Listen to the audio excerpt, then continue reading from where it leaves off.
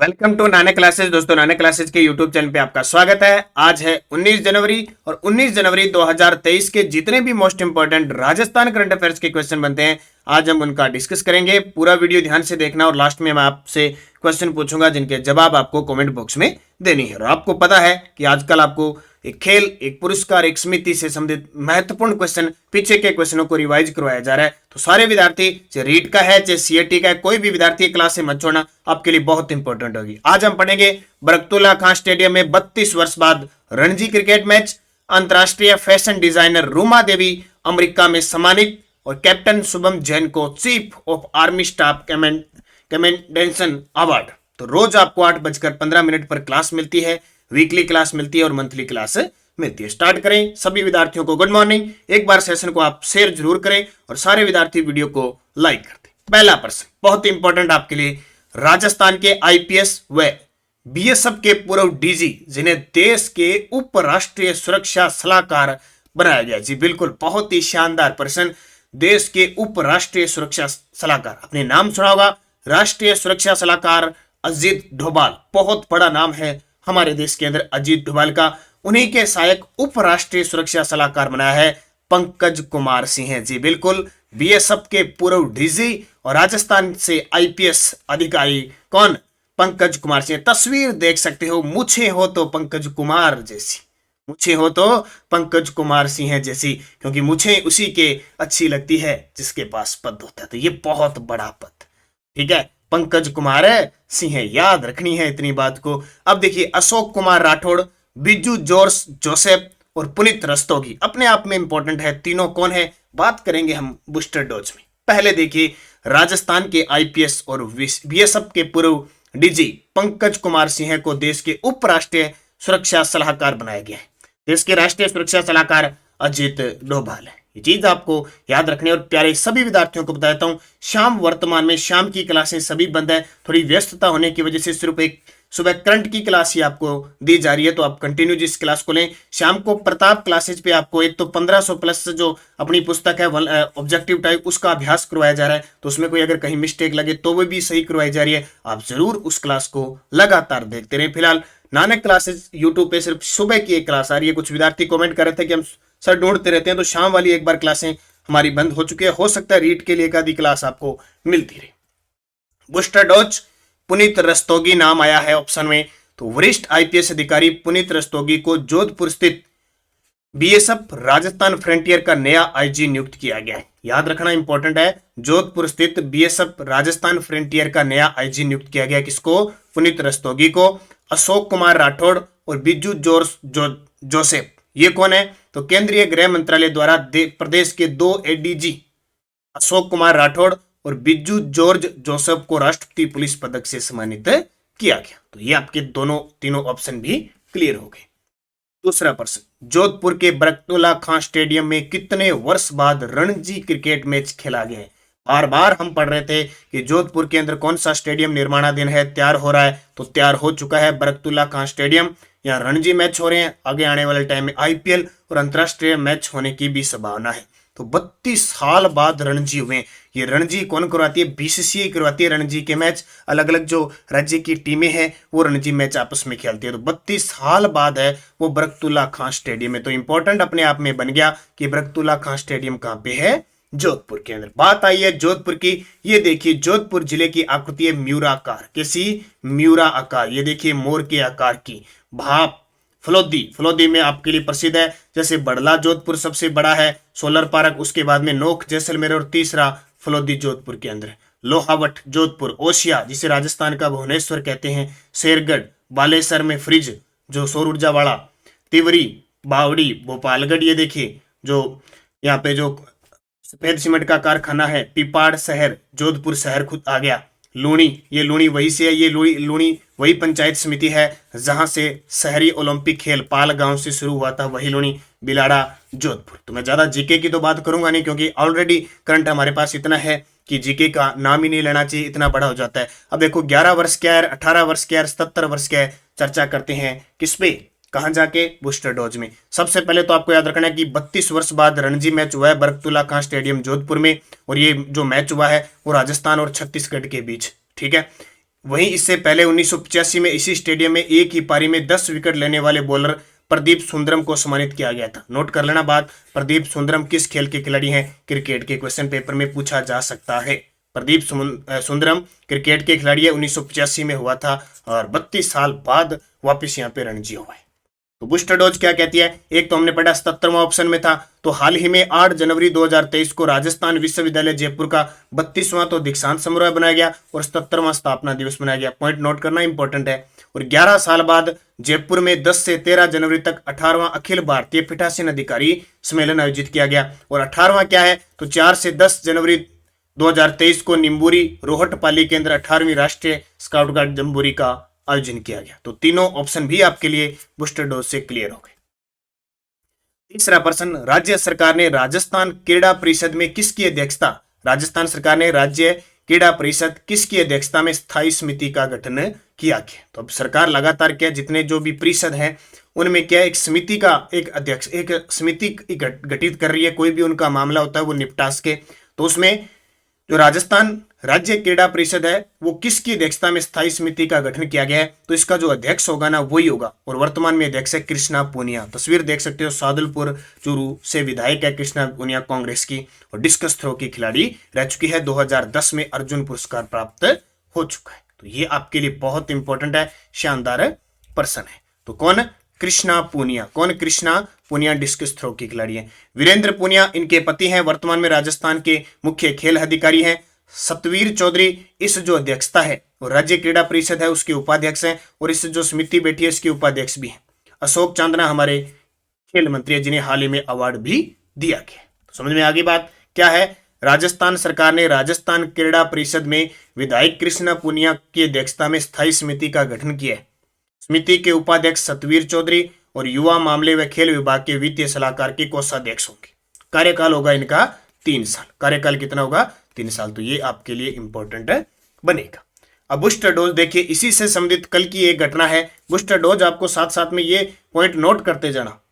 राजस्थान राज्य क्रीड़ा परिषद और ओलंपिक स्वर्ण पदक विजेता अभिनव बिंद्रा की कंपनी ABFT के बीच MOU हुआ है। भी क्यों हुआ है? क्योंकि कल अपने राजस्थान के अंदर जो ओलंपिक स्वर्ण पदक विजेता निशानेबाज अभिनव बिंद्रा का नाम सुना आपने, उनकी कंपनी है FBFT के बीच MOU हुआ है।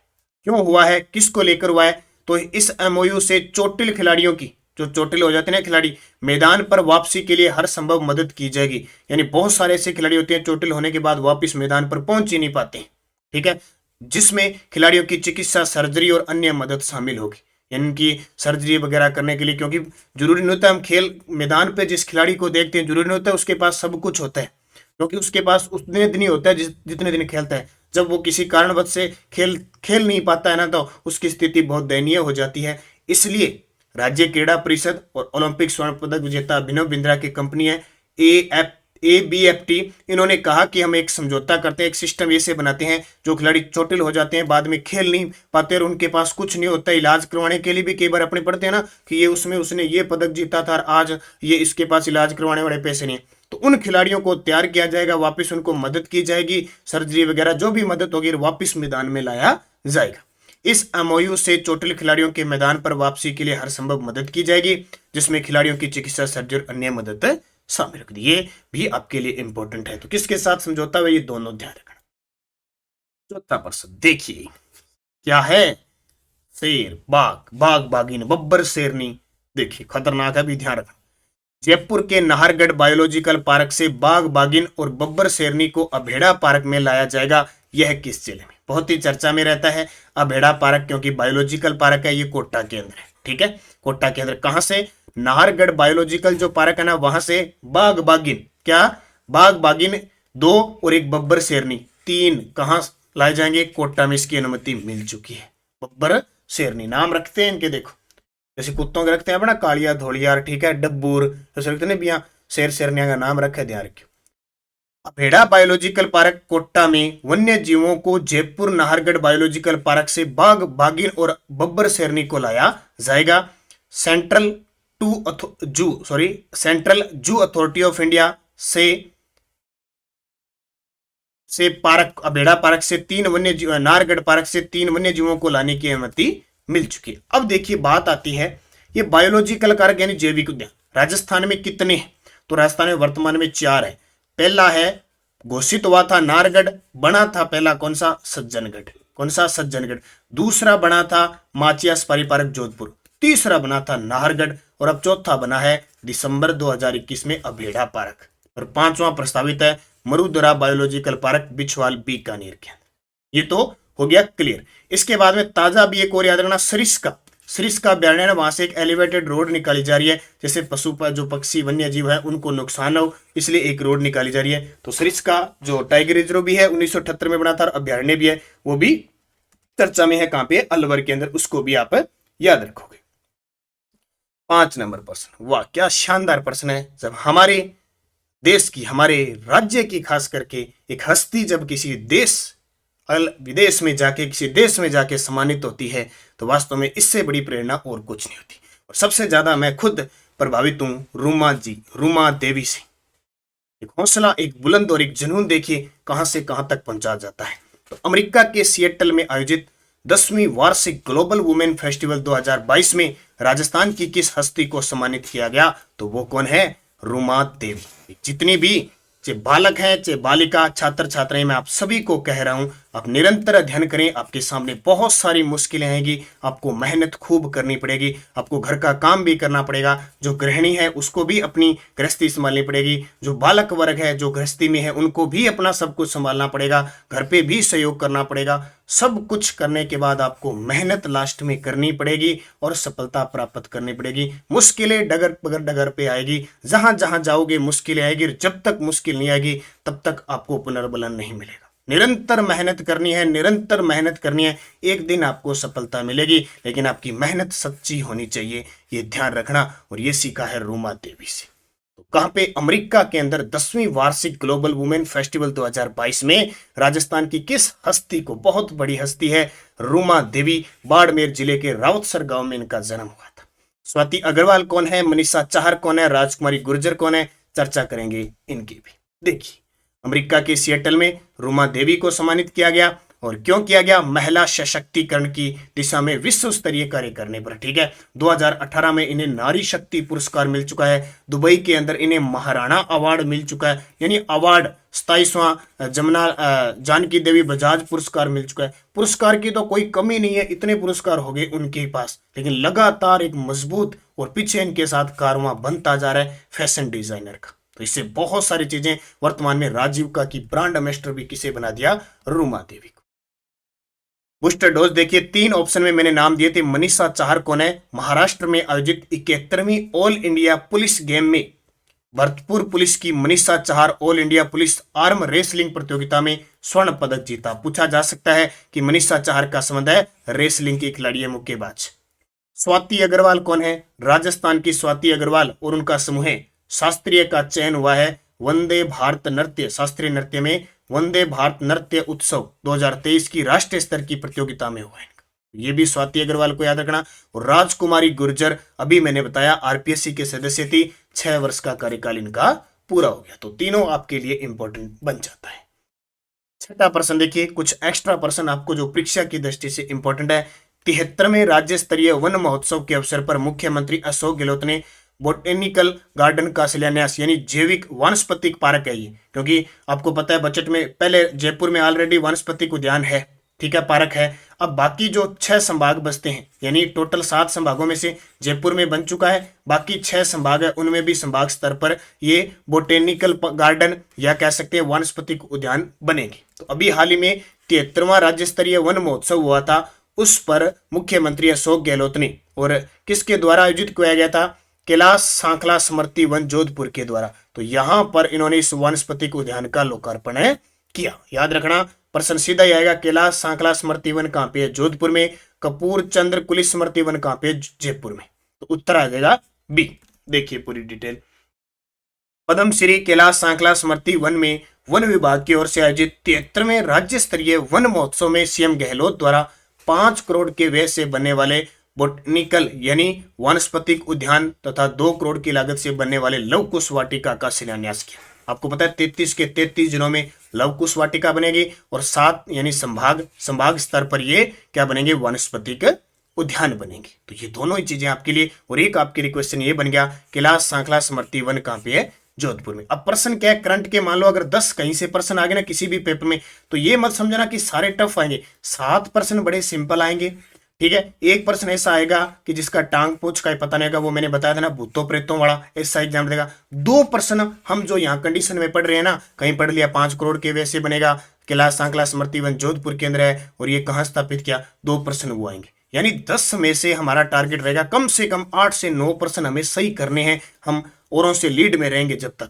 एक प्रश्न तो आपको ऐसा देंगे, या तो वो चलता फिरता ये देगा कि कितना व्यय किया जाएगा, स्टेडियम में कितना व्यय किया जाएगा, वहां किया जाएगा, वो एक ऐसा प्रश्न होगा जिसको हिलाना तक नहीं, ठीक है। तो ऐसा प्रश्न भी आएगा एक आधा।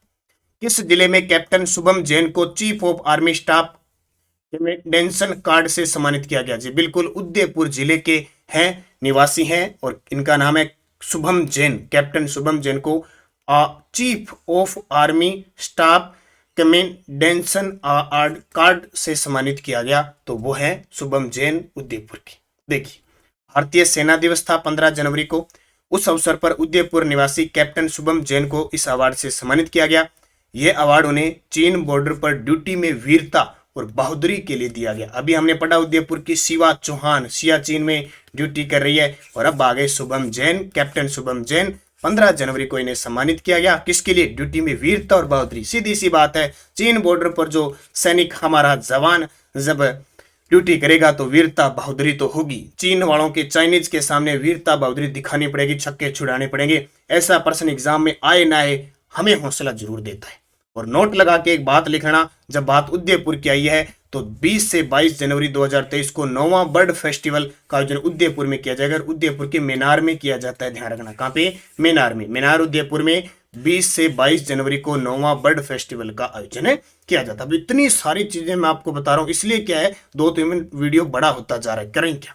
इस जिले में प्रकाश एक अभियान सभी आयाम आओ चले प्रकाश की ओर, पढ़े पढ़ाएं बच्चों को आगे बढ़ाए की शुरुआत हुई। यानी एक अभियान कौन सा है? प्रकाश एक अभियान। प्रकाश एक अभियान सभी आयाम आओ चले प्रकाश की ओर, यानी प्रकाश का नाम है, चले प्रकाश की ओर, पढ़े पढ़ाए बच्चों को आगे बढ़ाएं। पढ़े पढ़ाए बच्चों को, आप पढ़ते हो आरटी 2009 की धारा पढ़ी होगी आपने। धारा 10 ये कहती है कि माता पिता का कर्तव्य है बच्चों को पढ़ाएं। तो इस प्रकार के अभियान भी बड़े काम आते हैं माता पिता बच्चों को, माता पिता अभिभावक को प्रोत्साहन करने के लिए। तो उत्तर आ जाएगा नागौर। प्रकाश एक अभियान सभी आयाम आओ चले प्रकाश की ओर, पढ़े पढ़ाओ बच्चों को आगे बढ़ाओ, नागौर। तो नागौर के द्वारा ये शुरू किया गया। किसके लिए? किसी भी कारणवश से वंचित व विकास व स्वास्थ्य सुधारों से जो सुविधा है उनसे दूर बच्चों को मुख्य धारा से जोड़ा जा रहा है। तो ये आपको याद रखना है, नागौर जिला। 9 नंबर प्रश्न देखो, एक प्रश्न रोज आपको रीट स्पेशल है, हर एग्जाम में आता है आजकल तो, लेकिन रीट में स्पेशल लिख रखा है शिक्षा में नवाचार विद्यार्थी कल्याणकारी योजना, स्टार्स योजना। इसका पूरा नाम है strengthening teaching learning and results for states, यानी states. Strengthening teaching learning and results for states के संबंध में सत्य कथन बताइए। इंपॉर्टेंट है प्रश्न, सीधा ही पेपर मारे। स्टार योजना का संबंध किससे? शिक्षा विभाग से। इस योजना को 16 अक्टूबर 2020 को मंजूरी दी प्रधानमंत्री की मंत्रिमंडल ने। यह कार्यक्रम भारत सरकार द्वारा विश्व बैंक के सहयोग से चलाया जा रहा है। ये पॉइंट नोट करना, विश्व बैंक, वर्ल्ड बैंक। इस परियोजना की कुल लागत 5,718 करोड़ रुपए। 3 पॉइंट याद हो गए। स्टार्स का संबंध किससे है? शिक्षा विभाग से। अक्टूबर 2022 में घोषणा मंजूरी मिली, किसके सहयोग से? विश्व बैंक। सभी सत्य देख लो डिटेल। स्टार सबसे पहले तो फुल फॉर्म याद रखनी है, STAR, स्टार्स एस और लगा देना, ठीक है, ऐसे। Strengthening teaching learning and results for states. प्रारंभ 16 अक्टूबर 2020 प्रधानमंत्री मोदी की अध्यक्षता में केंद्रीय मंत्रिमंडल ने मंजूरी दी। कुल लागत है 5718 करोड़, इसमें से 3700 करोड़ रुपए विश्व बैंक सहायता देगा। ये पॉइंट नोट करना, विश्व बैंक सहयोग करेगा। संबंधित राज्य राजस्थान है, हिमाचल है, मध्य प्रदेश, महाराष्ट्र, उड़ीसा, केरल, यानी 1 2 3 4 5 6 राज्यों के लिए अपना राजस्थान शामिल है, हिमाचल है, मध्य प्रदेश है, महाराष्ट्र है, उड़ीसा, केरल। उद्देश्य क्या है? भारतीय स्कूल शिक्षा प्रणाली में शिक्षा गुणवत्ता में सुधार करना। भारतीय स्कूल शिक्षा जो प्रणाली है, शिक्षा में गुणवत्ता में सुधार करना। यह योजना स्कूली शिक्षा साक्षरता विभाग शिक्षा मंत्रालय के तहत एक नई केंद्र सरकार द्वारा प्रायोजित योजना। तो इसको स्टार लगा लेना, सारे पॉइंट आपके लिए इंपॉर्टेंट है। पीडीएफ आपको टेलीग्राम पे मिल रही है, ठीक है। हमारी पीडीएफ जो मिल रही है आपको बूस्टर डोज और फैक्ट काट के सीधी मिल रही है सिर्फ अभ्यास के लिए। अगर आपको पूरे फैक्ट प्रिंट निकालने के लिए चाहिए तो Nanak classes premium channel join कीजिए। मंथली 45 रुपए इसका चार्ज रहेगा। जो भी यूट्यूब पे क्लास आएगी एक्स्ट्रा जो भी होगा इस पे आपको मटेरियल मिल रहा है। तो आपको टेलीग्राम पे लिंक भी डाला जा रहा है, आप ज्वाइन कर सकते हैं। आप 45 रुपए आप देने के बाद इसको ज्वाइन कर सकते हैं। इच्छा है तो कीजिए, किसी पर कोई दबाव नहीं है। पढ़ना है तो आपके लिए कुछ करना पड़ेगा, क्योंकि इसमें जो हम मटेरियल डाल रहे हैं वो स्पेशल हमें तैयार करवाना पड़ता है, वो डाला जा रहा है। बाकी फ्री में आपको यहाँ लिंक मिल रहा है। और नानक क्लासेस शिव सर नाम से जो चैनल है उस पर आपको क्विज मिल रही है, खास करके रीट के विद्यार्थी उससे जरूर जुड़े। तो वीडियो के डिस्क्रिप्शन में तीनों लिंक है, जिस लिंक आप लेना चाहते हो उसी पर है। पिछले वीडियो का क्वेश्चन था राजस्थान क्रिकेट संघ की क्रिकेट अकादमी स्थापित करने की घोषणा कहाँ की गई, ठीक है। तो कहाँ की गई? राजस्थान क्रिकेट संघ की क्रिकेट अकादमी स्थापित करने की घोषणा जोधपुर में, आपका सही जवाब है। अब आपके लिए क्वेश्चन है समाज कल्याण विभाग की ब्रांड एम्बेसडर किसे बनाया गया है? समाज कल्याण विभाग की गौरी महेश्वरी, प्रिया सिंह, कोमल सिद्ध, सूफिया। सही जवाब आपको कमेंट बॉक्स में देना है। यस्टरडे डोज क्या आए थे? ये सीटी के प्रश्न करवा रहा हूं सारे में। बडार क्या है? तो विवाह प्रतिभोजक। साहबदीन नामक चित्रकार को मेवाड़ के किस शासक का संरक्षण प्राप्त था? जगत सिंह प्रथम। और जगत सिंह प्रथम जो 1628 से लेकर और 1652 तक मेवाड़ के शासक बने थे। मेवाड़ चित्रशैली का स्वर्ण काल कहते हैं। जयदयाल सैनी और चेतराम किस लोक नृत्य से संबंधित है? तुरा कलंगी ख्याल जो चित्तौड़गढ़ की प्रसिद्ध है। टोडगढ़ जेल में विजय सिंह पथिक को रखा गया। वेलूर जेल में अर्जुन लाल सेठी को रखा गया। हजारीबाग जेल में केसरी सिंह बार्ट को रखा। तीनों ही इंपॉर्टेंट है परीक्षा की दृष्टि से। चित्तौड़गढ़ दुर्ग के प्रथम द्वार पांडनपोल या पांडुपोल के पास बने चबूतरे पर किसका स्मारक बना? रावत बाघ सिंह। ये बाघ सिंह देवलिया है जो 1534 में बहादुर शाह के द्वारा आक्रमण किया गया था ना। गुजरात के बहादुर शाह रानी कर्मावती थी जिन्होंने हुमायूं को राखी भेजी थी, वो समय पर नहीं पहुंच पाया। यहाँ ये जो साका हुआ था उसमें सेनापति के रूप में रावत बाघ सिंह था और कर्मावती के नेतृत्व में जोहर हुआ था। तो ये वो रावत बाघ सिंह। तो ये पांचों क्वेश्चन सीएटी के पेपर में आए हुए। अब 5 देखो और कौन से आए हुए, मैं उसी से संबंधित वो पूरे 4 पेपर हैं उसमें सारा जीके आपको लाके दे दूंगा। जैसलमेर का गुंडा राज पुस्तक के लेखक कौन थे? कर्नल जेम्स टोड के अनुसार मीणाओं का मूल स्थान माना जाता है। पॉइंट नोट करना, ये प्रश्न दोबारा रिपीट हो सकता है। किस ग्रंथकार ने अपने ग्रंथों का नाम बीकानेर महाराजा अनूप सिंह के नाम पर रखा था? यानी इसके ग्रंथ है वो अनूप सिंह, अनूप सागर, अनूप ऐसे है सारे। तो कौन था बताना। राष्ट्रीय कृषि व ग्रामीण विकास नाबार्ड की स्थापना। देखो ये प्रश्न बार बार आ रहा है, नाबार्ड की स्थापना कब हुई, मुख्यालय कहाँ है, ये बदरे को बता देना। ओगनिया, अंगोटिया, सुरलिया आभूषण पहने जाते हैं। अब जो भी विद्यार्थी सीएटी, एलडीसी, सूचना सहायक किसकी भी तैयारी करें, ये पुस्तक जरूर खरीदना। अभी बाजार में सिर्फ 70 रुपए की है, सिर्फ 70 रुपए की पुस्तक है। ऑनलाइन ऑफलाइन दोनों ही सुविधा है और पूरे 6 से 12 का मटेरियल डाला है। इससे राजस्थान जी के मेरे हिसाब से तो जाएगा नहीं। आभूषण ले लो, चित्रकार ले लो, कुछ भी ले लो, सारा मैटर इसमें उपलब्ध है। वन लाइनर पुस्तक है, बड़ी आसान होगी साथ में पढ़ने में भी। तो आप निरंतर अध्ययन करें। सूचना प्रौद्योगिकी शैक्षिक प्रदेश के लगातार टेस्ट डाले जा रहे हैं। जो विद्यार्थी रेट की तैयारी करें जरूर लें। और ये पुस्तक वगैरह है, मॉडल पेपर है। और ये सुपड़ा साफ 30 टेस्ट में सुपड़ा साफ 30 क्या मैंने 20 तो डाल दिए हैं और ये 30 के दुगने 60 डालूंगा। और ऐसे प्रश्न जो परीक्षा की दृष्टि से इंपॉर्टेंट है, चाहे योजना है, चाहे खेल परिदृश्य है, चाहे आर्थिक समीक्षा है। तो जो विद्यार्थी अब तक इसको चूक रहा है, नानक क्लासेज ऐप में जाके चूकना मत। और ये 6 से 12 की टेस्ट सीरीज भी हमारी उपलब्ध है। तो धन्यवाद सभी विद्यार्थियों को। जय हिंद, जय भारत। बढ़ते रहिए, पढ़ते रहिए और वीडियो को लाइक शेयर करते रहिए।